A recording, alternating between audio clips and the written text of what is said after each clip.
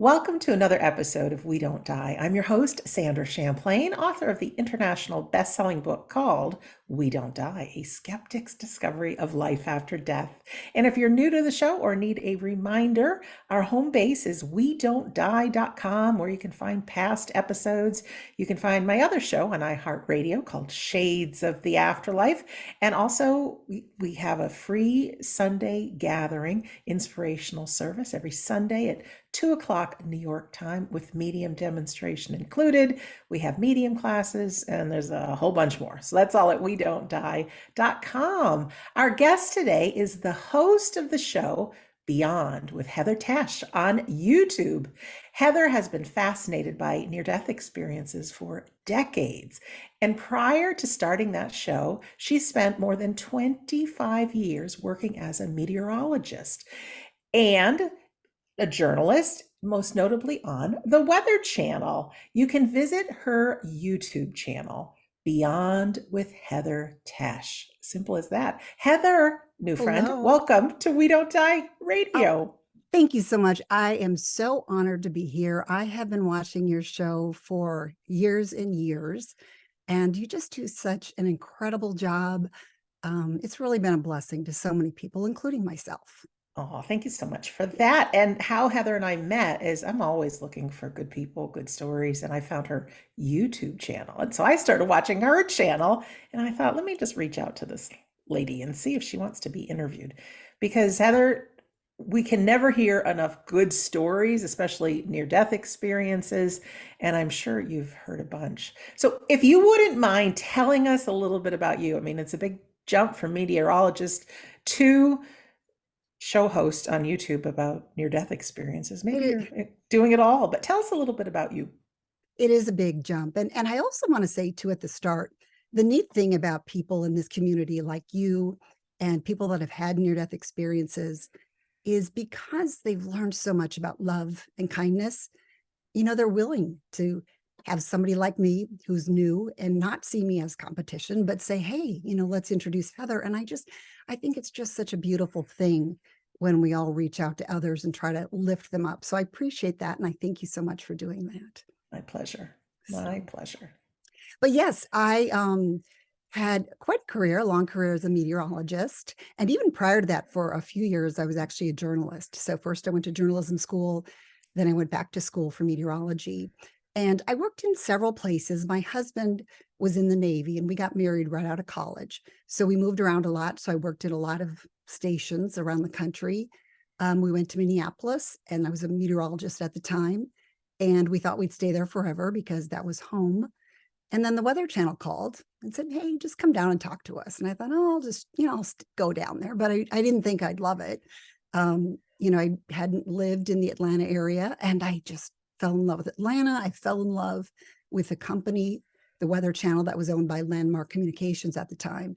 And so I came down here and I've been down here now for 24 years. And I just transitioned in May. I wrapped up my meteorology work. And like 2 days later, I dropped my first episode of my podcast, which, yes, is a very different topic. Excuse me. I was telling Sandra earlier that I had COVID in September and I still have a little bit of this cough. So I know there's a lot of good vibes out there. Please send them my way. I'm still trying to get over this. But so anyway, so I transitioned into something that I have loved for decades. My first college paper was actually on near-death experiences. They were brand new back then. I don't even know if there are many books out. I think I saw an article in Reader's Digest on it, and that's what kind of led to this college paper. So I've been interested in them for a long time, but you can't really make a career out of that back at that time. Now people are. But so I went into meteorology and I love that. I met so many great people. There's so many smart people I worked with. I felt like I was constantly learning things. So it really was a blessing, but it was time for a change in my life. This is something I've always loved, and I kind of got brave enough to do it. I think you had talked about too, when you initially started looking into this kind of thing, you kind of wonder, well, how are people going to think about it? And I also thought a lot about people close to me that maybe this isn't in their comfort zone and I didn't want to make them uncomfortable. And so it really was kind of a hurdle to get over, to think that, I really need to be authentic. And this is what's very near and dear to me. And I'm fascinated by these stories, and I'm a seeker. I'm not an expert, but I'm just asking lots of questions because I'm so curious. I love to learn about it. So I started this channel, Beyond with Heather Tesch, and I'm loving it. I'm loving to meet people like you. It's just such an incredible community. Yeah, it is a leap of faith. I Hmm. still remember that moment that I announced to the world that I wrote my book. I was catering for race car teams. That was my Hmm. employment for almost 35 years. And one of the race car drivers' dads created the big, giant stand-up banner to surprise me at one of the biggest races of the year when we had 1,500 people attend. And all of a sudden, there's this giant thing with my face on it and says, "Is there any proof of life after death?" Sandra Wow. Champlain says yes. And as generous as that was, nobody in my community knew that I was studying that. And I Hmm. honestly was petrified that people would think I was a lunatic. And Yeah. just the opposite happened. More people, I know now, more people believe in the afterlife and are interested in this than are not. But being human, we're afraid what people think. And we Yes. assume that people aren't interested or that they might think we're crazy. But I had just the opposite reaction that I expected, and more people embraced it. There were a couple that, took me into a corner and wanted to cast the Mm. devil out of me and pray for me. All right, thanks. Yes. But I had to And follow all my well-meaning. heart. I would Correct. say that that's all well-meaning when they do that, because that's genuinely what they believe. Yeah. And I'm not out to sway anybody's Hmm. opinion or beliefs, but just like you, just share what we know. Yeah. Yeah. So did you ever have a fear of dying, or did you I really don't think I've ever. what had you Go get ahead. into, or what did you get excited about learning about near-death experiences? Well, I don't think I've ever had a fear of dying, but I've always been very curious about what comes next. I've always believed there's more to this life than here on Earth. So I always had that base. And I think it really, as a teenager, it more started with the brain. I was just fascinated by, the capabilities of our brain, and how, positive thinking, and what you can accomplish when you believe in something. And then from there, you start to go, well, it actually kind of extends beyond the brain. And then you realize that, your thoughts can actually impact things around you. And so that's probably, it sort of started more in here. But I always had that spiritual base as well. And my dad did die when I was 18. And that's probably around the time that I started to get interested more into near death experiences, also because that's when I first heard about them. So I'm sure that was part of it as well. But I also think that it was just a very natural thing for me to progress into. And, when people say, well, what made you interested in that? I almost say it's kind of like, I love animals. I don't know why. I've always loved them. I love cats. I've got a dog too. And it's kind of just, it was in me. And it just is something that I kept to myself for a long time. And now I'm trying to share it with other people. I'm so glad you are. Mm. Did you have books that you read in the beginning? Because I know there wasn't too much out there. Raymond Moody had Mhm. Life After Life. And how does one start digging around? Do you have Yes, some favorite stories that had you want to research more? sure. Betty Eady's was probably the first one that I read, and that was incredible. And what's interesting is, I think it's a book that, if I read it many, many years ago. And then when you reread it, you kind of pick up a little bit more, because over the years, I'm sure I've kind of changed and expanded my beliefs and things. And so I gathered more when I read it a second and a third time as well. And so that was a big one. Then after that, I think it was Daniel Brinkley who had a book, and I read that book. And then I went and saw him speak. And it was really interesting because it was such a great talk that he gave. And I sat there thinking, oh, I wish my husband would have come. This would have been great. It really would have been fun for him. And so afterward, I had him sign my book, and I just walked up to him, and he wrote in the book, um, next time, I hope your husband can join us, and signed it. And I just thought, wow, where did that come from? So that was really interesting. And then I just sort of picked up any book along the way that I could find. And there weren't a lot at first. But then gradually the past 10 years, there's been IANs where you can go and find a lot of stories. So I read so many of those. Then, of course, YouTube came along and you could listen to stories. So it really helped me to expand kind of that knowledge and really open my mind to things that maybe initially I wasn't quite sure about. And now I'm like, well, maybe. And, I'm sure you'd say the same. I don't have all the answers. And I'm sure that I'm going to continue to evolve. And I'm sure my beliefs will continue to change throughout my lifetime because that's just normal and natural. Will you tell us a little bit about some of the guests that you've had on and some of their stories? We love Oh, stories, as I know you no. and your followers do too. I've had so many wonderful guests on. It's been incredible. And I'm so excited about an upcoming guest. That would be Sandra Champlain. So that will be exciting. But my very first one was David Bennett. And I was so grateful to him because I hadn't even started the podcast. I hadn't, I just said, will you come on and be my first guest? And he was willing. And I just thought that was so kind. I mean, I had zero audience. And so he has an incredible story. And so that was really wonderful of him to I come don't on. know his story. We've never had Oh, him on, so if you want to well, share, and of course, people can go find Beyond with Heather Tesch to watch the whole thing or listen to the whole thing. yes, But and I yeah, won't do tell it us the justice, story. but That's okay. yeah. But he basically he was kind of he calls himself a brass young man, and he was working um and I can't remember exactly, but he was basically on a ship and was, taking care of the ship. He was some sort of an engineer. And he ended up taking a boat, those little rubber boats from the main ship back to shore. He ended up drowning and he had this incredible experience. And suddenly his whole world changed because it was nothing like what he thought. And it took him a while, like many people with near death experiences, to kind of come around and accept it. Um, but then he had another experience that kind of brought it all back. And then through that, he's now talks a lot. He's got a book that's out, something Voyage, but it's a great book too. I read that many, many years ago as well. That was one of the ones I read. So he was a really interesting guest. Another guest that really stood out to me because it was such a heartbreaking and beautiful story is Jeff Olson. Have you interviewed him? Yeah. Years ago, yeah.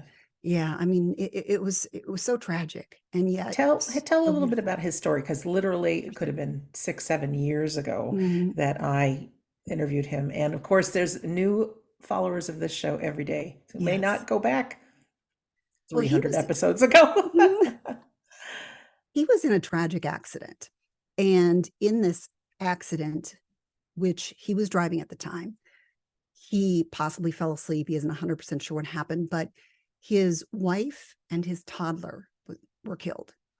And so it was a horrible accident. He lost part of his leg. His 7-year-old son was okay, um, but he was shattered. I mean, he was, I think, in the hospital for like 6 months. But right at the accident scene, he had a beautiful near death experience where he was reunited with his wife. He died there at the scene. And she said, you've got to go back. You've got to raise our son. And he said it was the hardest goodbye he ever had to make because he adored his wife. And so, but he made the choice, along with her urging, to come back and raise his other son. And it was a really hard journey, though. He was in the hospital, as I mentioned, for many months. And toward the end of his hospital stay, he had another near death experience or another spiritual experience. And that's when he was able to see his son, his toddler. And he said it was just such a beautiful moment because one, he could run, which he hadn't been able to even barely get out of bed because of his leg and all of his injuries. He had tons of injuries. And he was able to run. And he said it was real. I felt my feet on the ground. And he said, then I saw this crib. And, he went over and his little boy was sleeping and he was able to pick him up. And he said, I felt him. He was warm. He said, I could smell his hair. It was just beautiful. And he realized then he had this behind him. God, this presence came up behind him. And he thought, oh no, I feel so guilty. I killed my son. But all he felt was love. And, it said, there's nothing to forgive. And it was just such a beautiful moment for him. And then he realized he had a choice that he could hand his child over. So he was, giving instead of having his son taken from him. And anyway, I mean, they're so touching. It breaks your heart, but at the same time, you hear these stories and they're just so inspiring. And he's gone on. He's written some beautiful books, and they're just, I find them encouraging, inspiring. They teach us that there's so much more beyond this life, and they teach us that even when it's hard, to keep going on, and that better things are coming most of the time. That's obviously not the case for all situations in life, but so that was another really beautiful story. Yeah, better situations are coming, whether they're in this life or the Mm-hmm. next. Yeah. And I think from your own life and people that Oh, you've interviewed, mm, it's the toughest times that probably give us the biggest growth for our soul. Looking back as to who I am today, I wouldn't mm-hmm. be here with you had I not gone through some devastating loss and looking for answers. And, I hit almost rock bottom, Yeah, and I I get needed that. that to be here. Mm-hmm. And I agree. It's the most challenging times of my life that you think there's no end. And then suddenly, a decade later, you go, okay, that's why that happened. And that brought me here. And if that hadn't happened, I wouldn't have been here. And also the empathy that you gain for other people. And just having been through something, you understand hurt and pain, even when it's very different than the hurt and pain you've gone through. You can go, oh gosh, I get that. I know that life is hard. And so there are gifts in the pain, even though at the time it's just really awful for so many people to go through it. Absolutely. Mm-hmm. Heather, what are some of the commonalities that you've found in some of Mm-hmm. these near-death experiences? Well, the big one, of course, is love. I mean, Talk about everybody, love. Talk about love. Bring yes. on some Oh, love.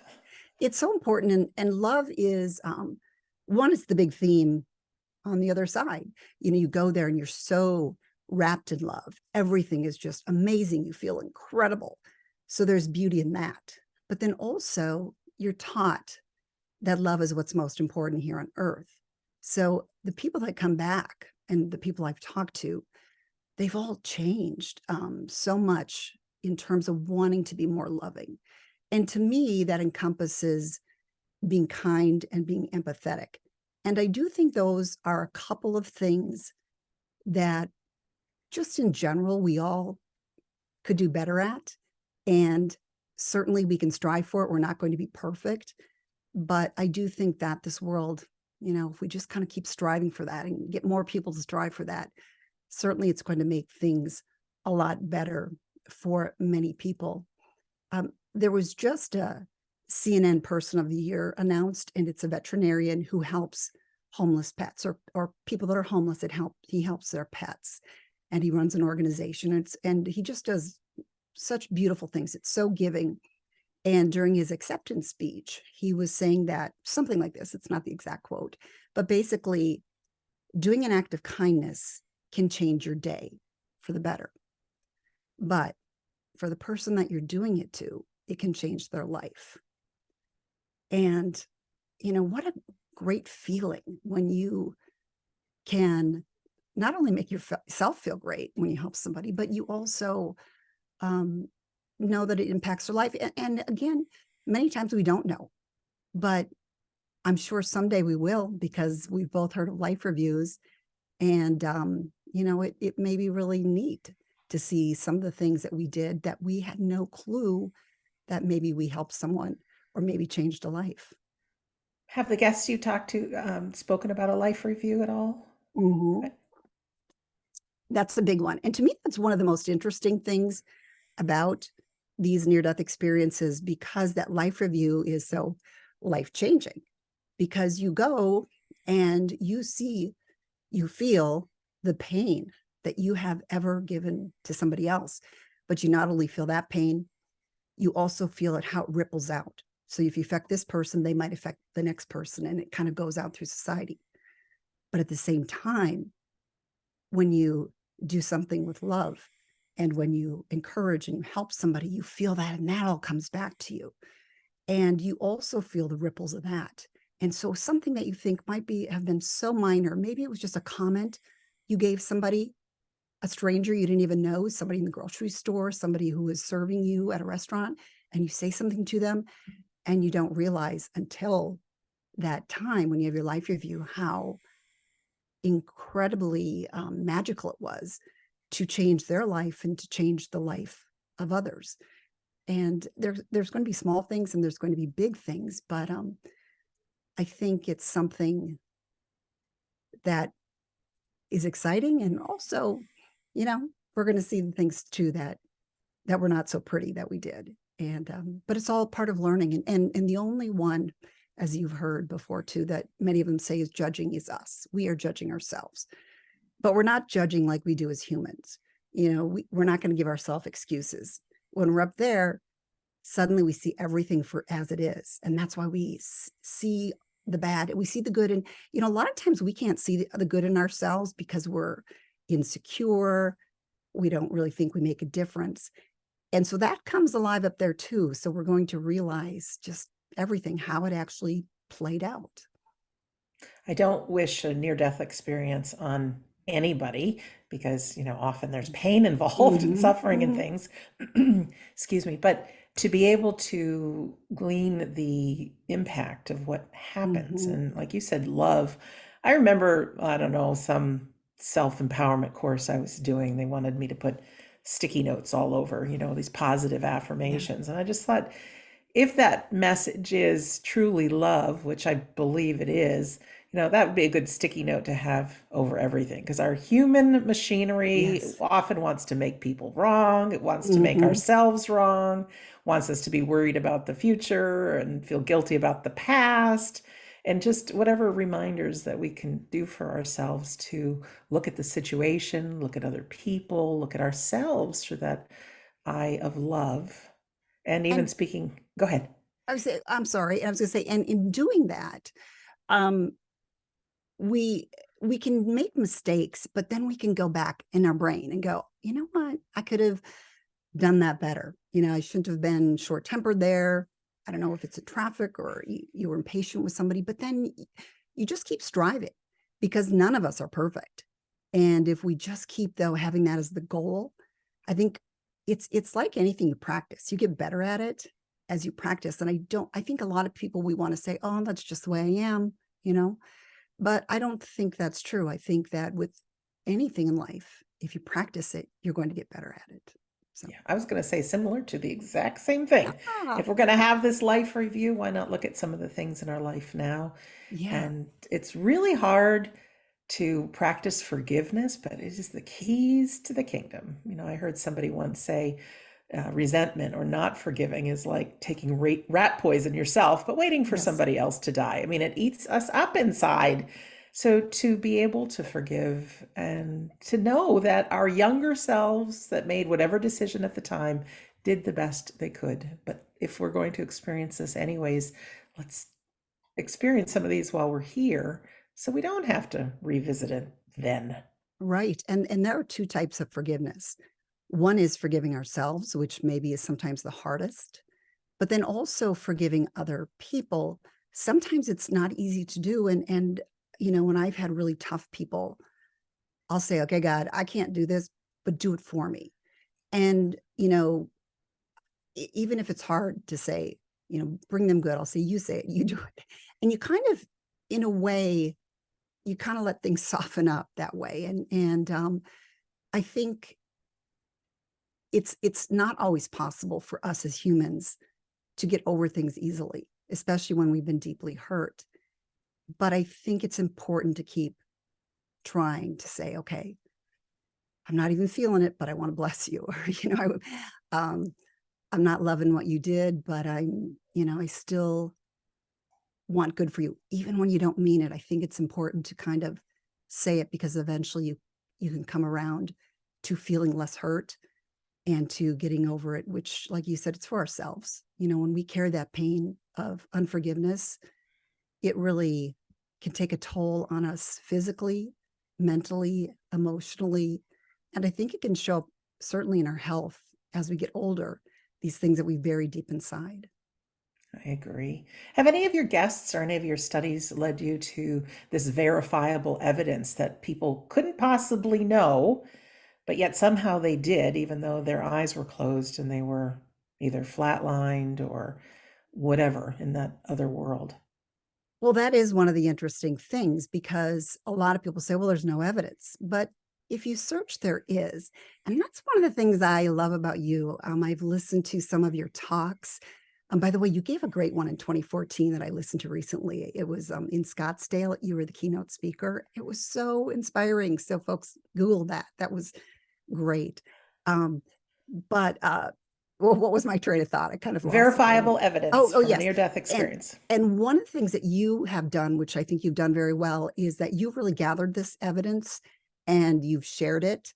And I think that's so important for people to hear that yes, there is actually evidence. And my guests will share stories, and some of them have something that can show what they did. For example, they know exactly what the doctors were saying and doing when it was impossible that they could have heard them. Of course, we've all heard probably about the famous shoe, somebody seeing a shoe out in a hospital ledge and then somebody else being able to go retrieve it and say, yeah, there actually was on this high ledge of the hospital, um, the shoe that they were able to see when they kind of floated above the hospital. So there are certainly cases, but a lot of people want to discount a lot of the evidence that's out there. And you're better at this than me. So what do you think are some of the things that you found are just the most convincing when it comes to evidence? You and I are so cute because I'm interviewing you and then you're going to interview me. I love it. For me, yeah, I've talked to a lot of people and done a lot of the studies, and the latest research on near-death experience, and this comes from science and medicine. First, let me just say earlier, Sandra didn't buy into any of this. I had the excuse, this has got to be what happens when the brain shuts down, right? And I think a lot of people say that without looking for the evidence. And right now, it's within the past month to several months that different universities and different sciences and have come out with that near-death experiences are definitely not hallucinations. They're not what happens when the brain shuts down. They're not, some are not willing to say what they are, but there's no way that this verifiable evidence can happen if it was just a hallucination. It couldn't be. And then just a couple of weeks ago, there was University in New York, trying to think which Grossman University, I can't remember exactly who it was, but there was a study done of people that had flatlined. We've heard that term, flatliners. Mm-hmm. And they found that the brain can be resuscitated up to an hour after the heart stops beating and there's no air getting to it. I mean, it goes into like a hibernation stage and it can be whole again.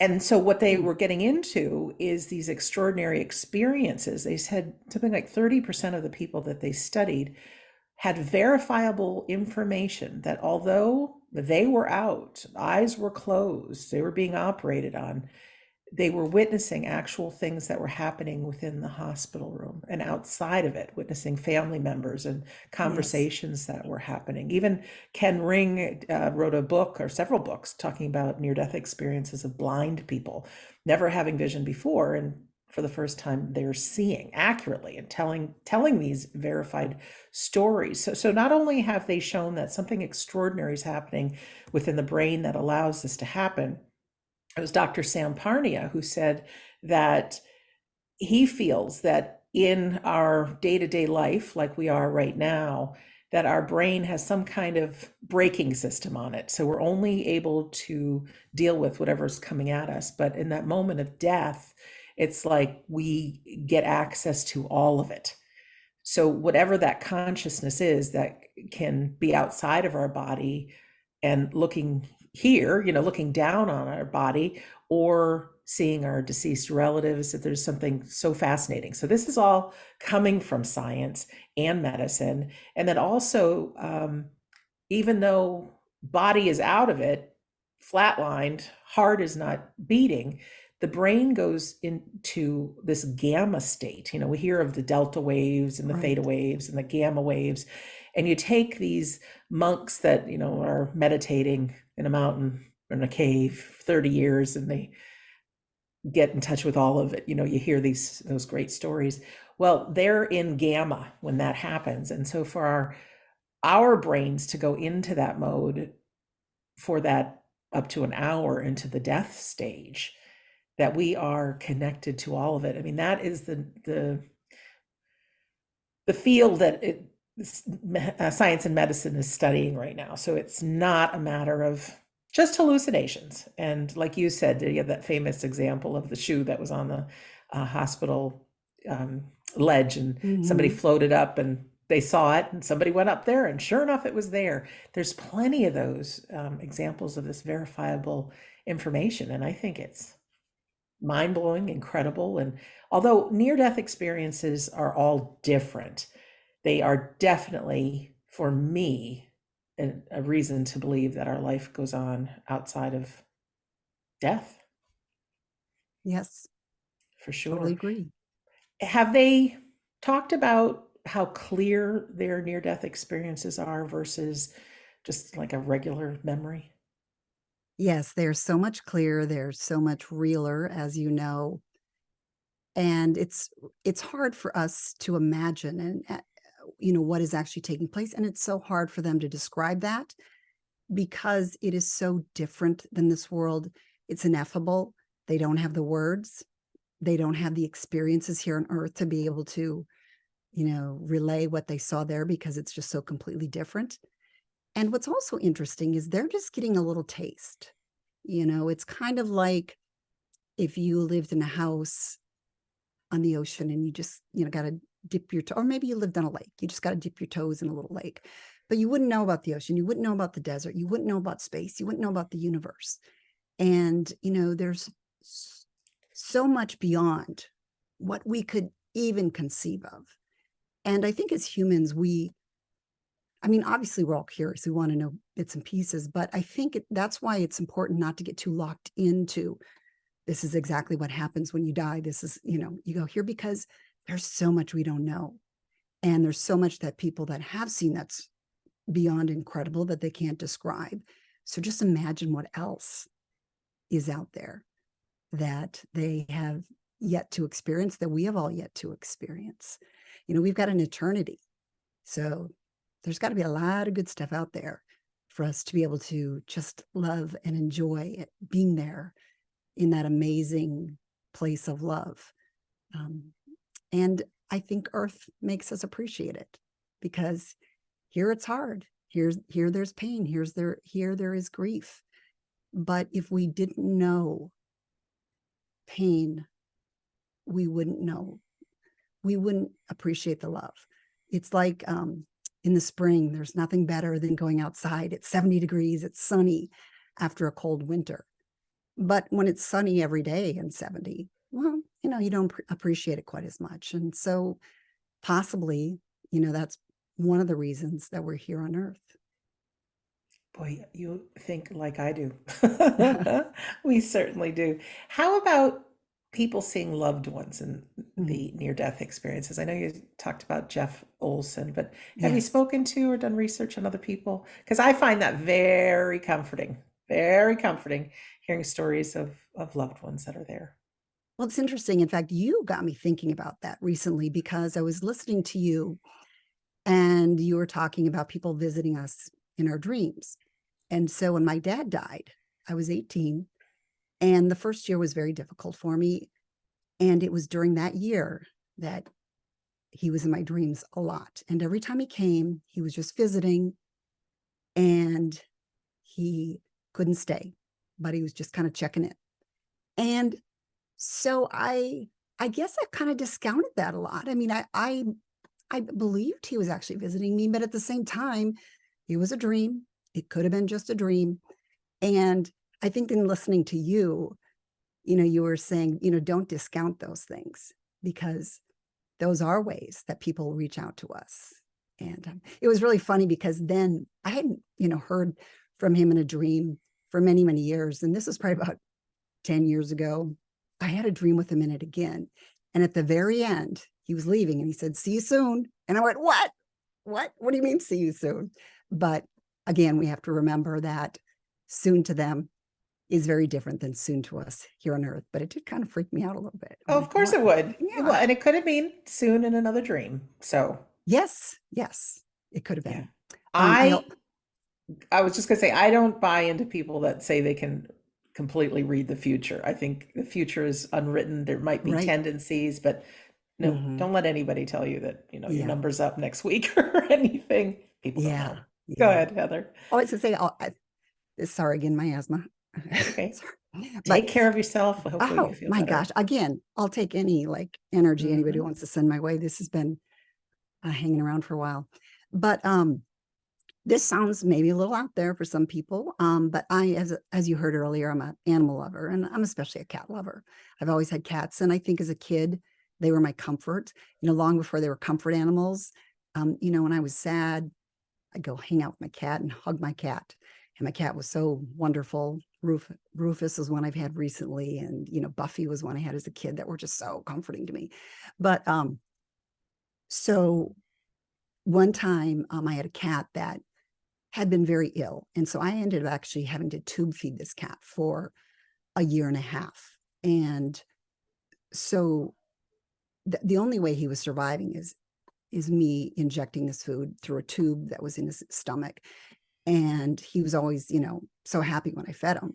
And it was hard to do because there's a pressure difference between your stomach and the outside world. So if you let go of that tube, everything in his stomach is going to spray all over the ceiling. I mean, it was a big chore. And, I did it twice a day. You love him. You I love loved him. him. Yes. Such a good kitty. Amor was his name. And You he's the love only cat that came back to me. And after he died, I had this, I was sleeping, but it was more than a dream. It wasn't even like when my dad came. It was more like a vision. And he was up in the corner and he just looked at me with love. And it was like he was saying thank you to me. He didn't say anything. I just felt it. And so that was really cool because, as you know, not only do we want to see our loved ones when we die, but so many of us are so attached to our pets. And when I was growing up, I was always told, well, pets don't have souls, so they're not going to heaven. But I've found one, if you really love a pet, they have souls. They're such beautiful creatures. And I've certainly learned that they do go to heaven. I always believed it, though. And you hear incredible stories that I've talked to guests, and I've listened to stories just about people that have been reunited with loved ones, people that have seen their pets. So these things that we're afraid of when we lose people, certainly we're going to hurt here on earth. It's so hard to say goodbye to somebody. I mean, it's hard when my son goes off to college and I know I'll see him again, in a couple months. That's hard. So certainly we grieve, but I think it's so important that we realize they are living large. I mean, they are so happy where they're at, whether it's a pet, whether it's a human. They are loving life more than we can ever imagine. And I do think that they still are loving on us, and, that we're going to be able to reconnect with them, if not here on earth, through something that, a dream or whatever. That's certainly we're going to have that huge connection with them when we do someday pass from this earth into what's next. I 100% agree. Not too long ago, I was reading a book by Dr. Melvin Morse, and he was talking about the Mm. near-death experiences of children. Mm. So they were filled with seeing people and animals Yes. that they had. And what's Mhm. more comforting than that? We'll see them. And, I am fascinated with near-death experience stories as you are, and I Mhm. love hearing that people see their loved ones, but they don't see them as they remember them last being. They're Yeah. young, they're in their Hmm. 20s, 30s, they're healthy, they're well. If they had glasses, they don't have glasses. If they were in a wheelchair, no wheelchair. They're radiant. Yes. And I love that. And like you Mm. said, the memories are just so clear. They're so vivid and virtual. And, you Hmm. mentioned dreams.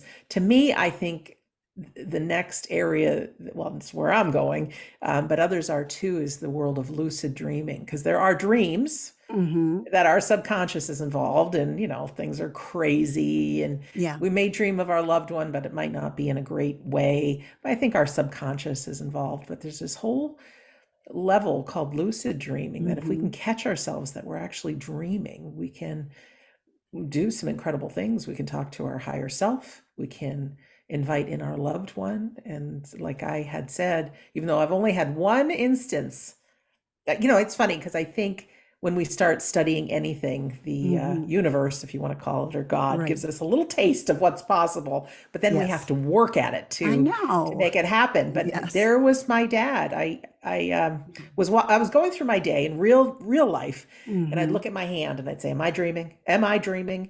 And that's one of the ways people can get into lucid dreams because if you Uh, catch yourself in the dream world, take a look at your hand, and there's a good chance that you only have two fingers or you have hands backwards, and that'll tell you, oh my gosh, I'm in one of these dreams. yeah.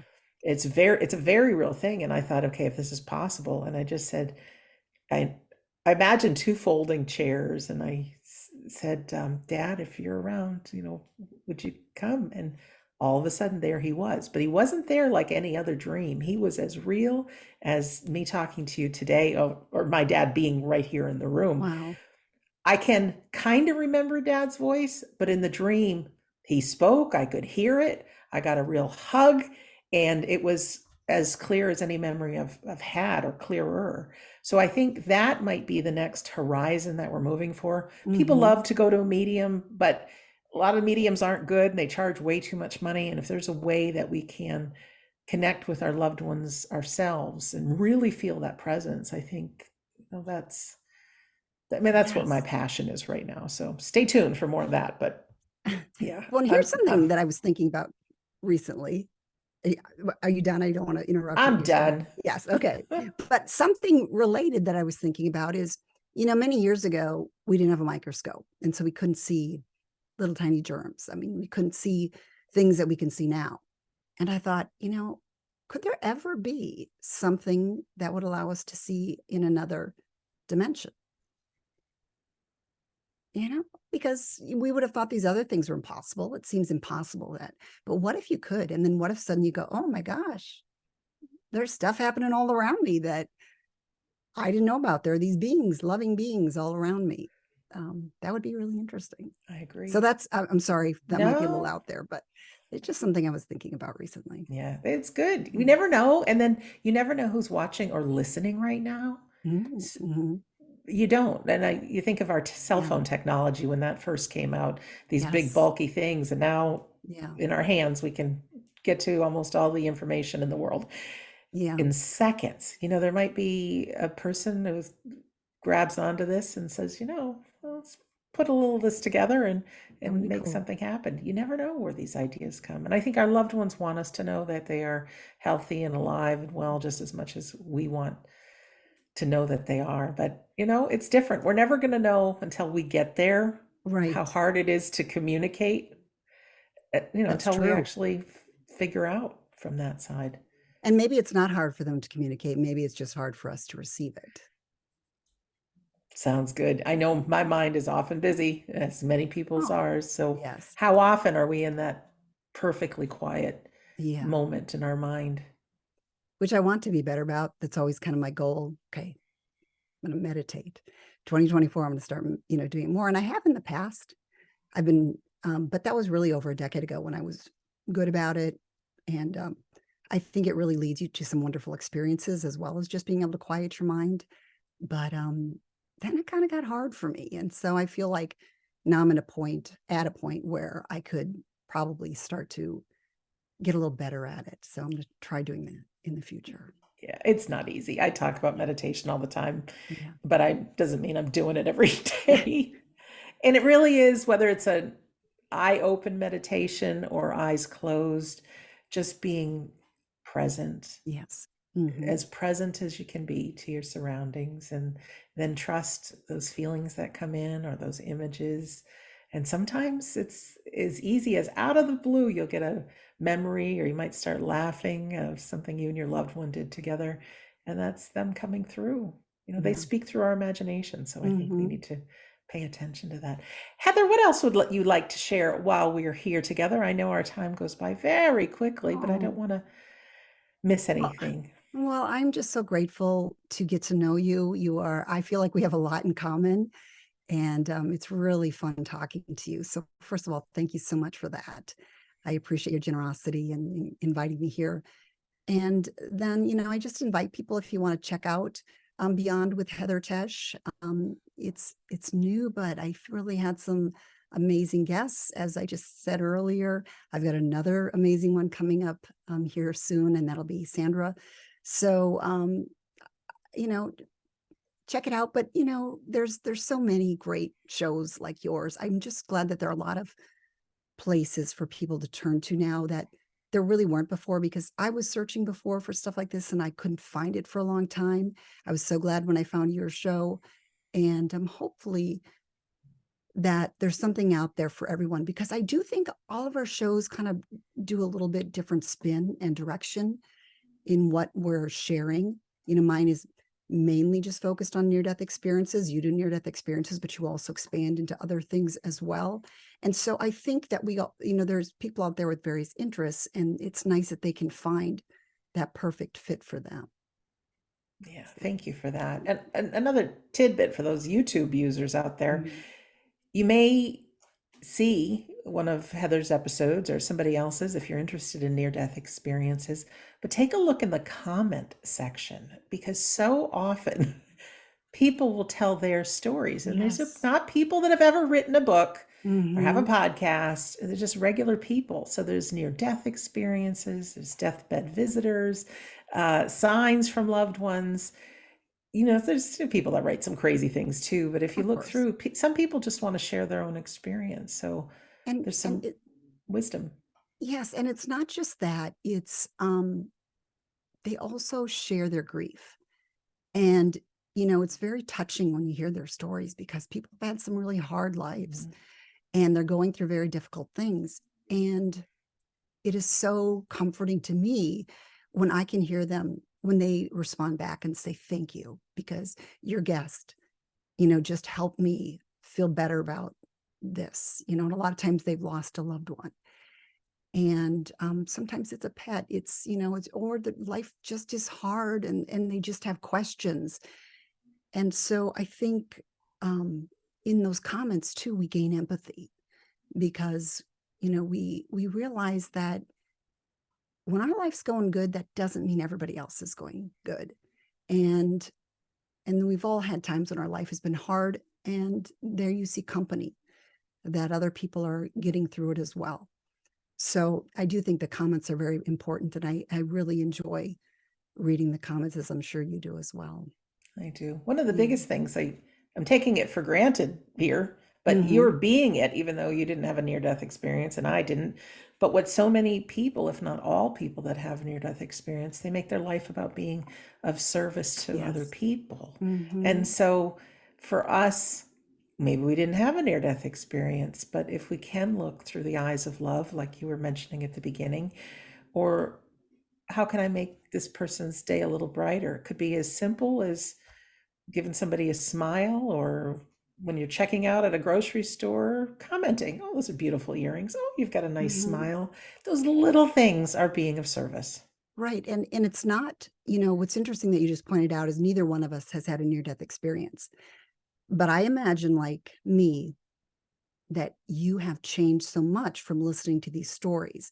And I think that's the gift to people that have not had a near death experience, because, you hear one story and you go, oh, that's really nice. I enjoyed that. But it's accumulation. When you hear story after story after story after story of people saying the same thing about love, the same thing about seeing their loved ones, the same thing about how important it is to come back here on earth. And as you said, serve, to be kind, to be empathetic, to be loving. I do think these stories are changing people. And as one person changes, the next person changes, and it does ripple out. And I think it's great that there are more of these podcasts and shows that are out here, because it seems like there's a greater interest. And I think that's all a good thing. And, hopefully it's going to change lives. That's what we can hope for. Oh, Heather, beautiful words. Heather, thank you so much for being our You're so guest welcome. today. Thank Oh, you. you're welcome. And for our listener or our viewer, be Mm-hmm. sure to go to Beyond with Heather Tesch. You can visit her YouTube channel, check out her episodes. She's a great lady. And also, if you enjoy listening to stories about life after death, of course, we've got We Don't Die Radio here with over 400 episodes. And a few years ago, I was asked by iHeartRadio and Coast to Coast AM to do another podcast. And you can find Shades of the Afterlife wherever you find podcasts, or go to shadesoftheafterlife.com. On this show, We Don't Die Radio, I am one-on-one with a guest. On that show, there could be several different topics and news all within one episode. So I hope you'll enjoy that too. Also, head over to we-don't-die.com. That you can find everything, past episodes and so much more. You may decide that you want to come to our free Sunday gathering, which is lovely, or watch one of the replays that's there too. And of course, take a class if you like. Everything's got a money back guarantee. Everything is low price. And I tell you, I not bad mouthing mediums, because there are some good ones out there, but like I said, lots of them are very expensive and may not be great. But if you yourself take a course or two and you realize, you work with people in the class on Zoom in breakout rooms, and you realize that all human beings have the ability to be a medium. But just like learning a piano, some people are gifted at it, some people have to practice. But to have those experiences of feeling the love of a spirit person and knowing things that there's no way you could possibly know, that's a lot of good evidence that our life goes on. So again, you can find everything at wedon'tdie.com. In closing, my name is Sandra Champlain. I'm always so happy to be your host on We Don't Die Radio. I do believe that life is an education for the soul, and that our lives here on earth are so important. And yes, it is tough to forgive, but take a look at that person in the mirror. Tell them you love them. They're great. They've done the best they can. Look through the eyes of love and, yeah, do the best you can. So thank you for listening or for watching, and we'll see you again soon.